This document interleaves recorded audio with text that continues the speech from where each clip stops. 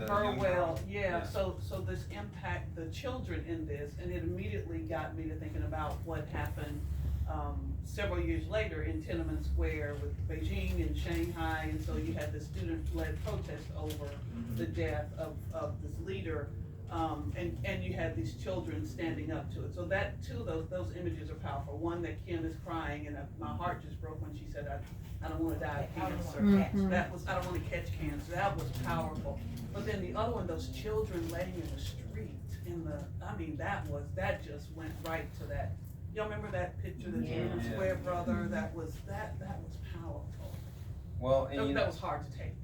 It was hard to take. Yeah, and it really is. It's such a powerful image, you know. And another reason that you see the photographer Jenny LeBon in the film is she doesn't say it in the film explicitly, but like she was a student at Duke University, enrolled in her very first photography class, and she went to Warren County as her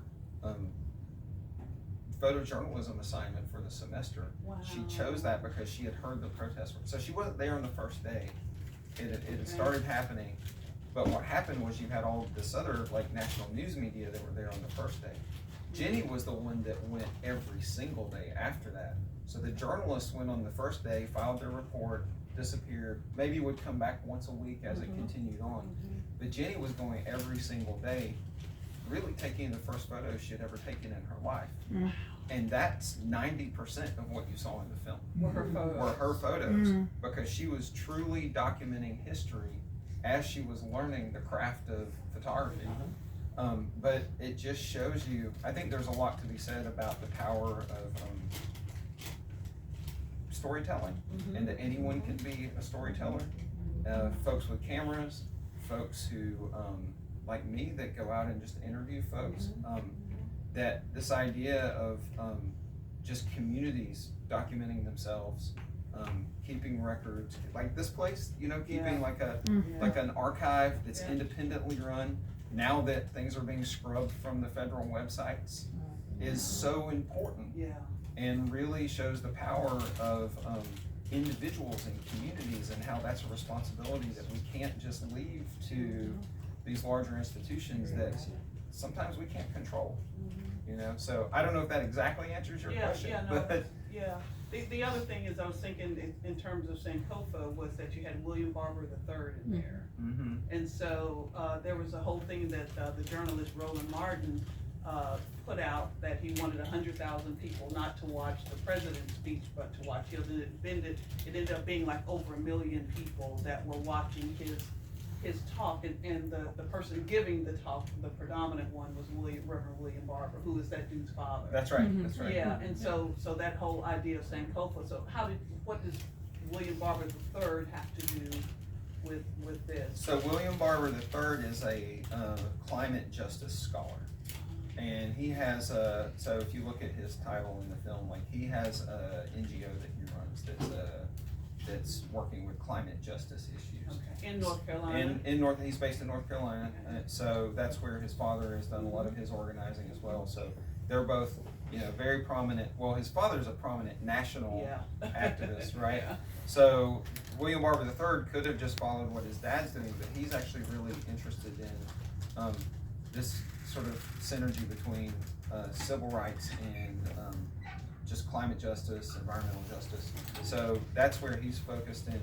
He's working at UNC Chapel Hill, and he's running his NGO. I just thought it was interesting to sort of interview him and see what he had to say, and he had all these great ways of sort of tying it together. So he ends up coming into it in the end of the film, as we're starting to sort of think about what the future is, and where we go from here. Right, and folks like Cameron Oglesby, the young organizer that you see in the film.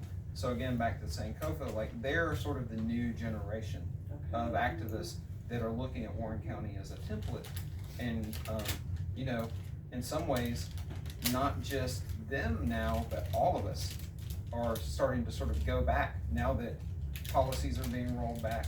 Now that the EPA is being maybe completely dismantled. We've been here before. There was a time before those things even existed. And Warren County went through some of that. So I think that, you know, maybe the inclination of folks like Cameron and even William Barber III and us citizens, as we see these things happening on the news every day, is to feel like it's a new normal. Yeah. But for those folks, it's kind of where they've already been. Yeah. So I think leaning into their experience and this kind of story to sort of look how they went through it the first time, maybe will help us to get back to where we were a month ago. Yeah. So. Yeah.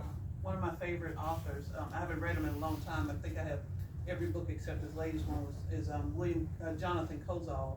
And he mainly writes about education, but he wrote a book called Savage Inequalities, if y'all read that. And he talks about, in the beginning, he talks about the inequality around chemicals getting in, and he uses the case of East St. Louis.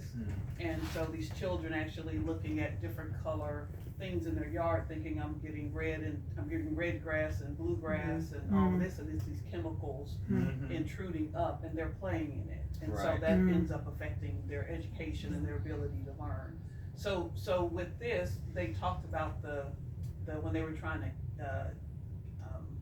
figure out that this, I don't know how to put it, but that the dump then going into the groundwater and things like that. Did you get any sort of resolution on if it really did affect it? I know he talked about the that study that they did, but did they do any actual environmental thing on vegetation or anything like that? So there's a group right now. So you saw Reverend William Kearney. He's the one that was on the Zoom meeting in the church, if you remember. And he's the one that was in the garden with Miss Burwell at the end of the film. So he's actually the head of a group in Warren County right now called the Warren County Community Action Team. And Eva Clayton, Dolly Burwell, like a lot of the folks you saw in the film are also part of that group. Okay. And they are working right now to raise funds to pay for those studies themselves, because they had tried through the EPA, they had tried other routes, and like they could never get them to do it.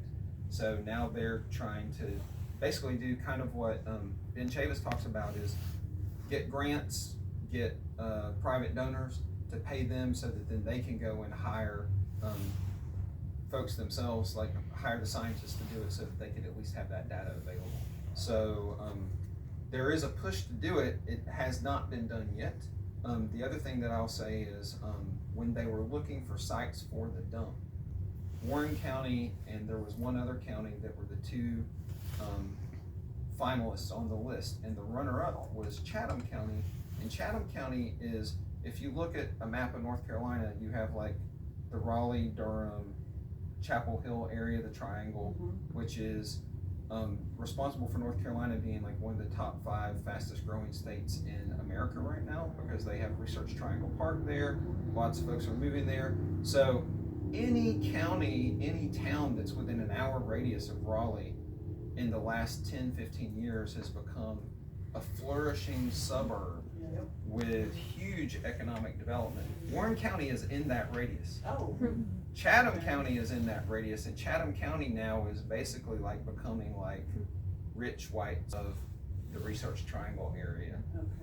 Warren County has time in 1982 because of what Angela Dunstan says in the film, of them basically sort of being seen as like, you know, they've been stigmatized. Like it's sort of like, we don't want to go to the place where there was toxic waste. Even though it's been detoxified, it was there. So that question that looms over the county, this question that you just asked that they can't answer, has kept them from having any sort of benefit from development and economic, like basically like it's all over, all around them, but cuts off at the edges of their county because of what happened in 1982. She's the one who said march before it's too late.